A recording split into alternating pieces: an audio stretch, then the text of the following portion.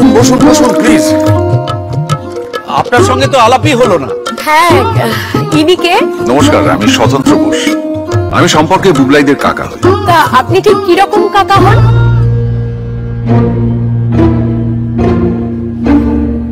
Excuse me.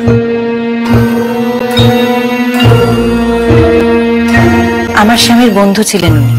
ও মানে নিজের কেউ নয়? নিজের লোকের থেকেও অনেক বেশি। আমার স্বামীর মৃত্যুর পর বিপদের সময় কোনো নিজের লোককে পাশে পাইনি, কিন্তু ওর চেয়ে বেশি নিজের লোক আমাদের আর কেউ নেই দিদি।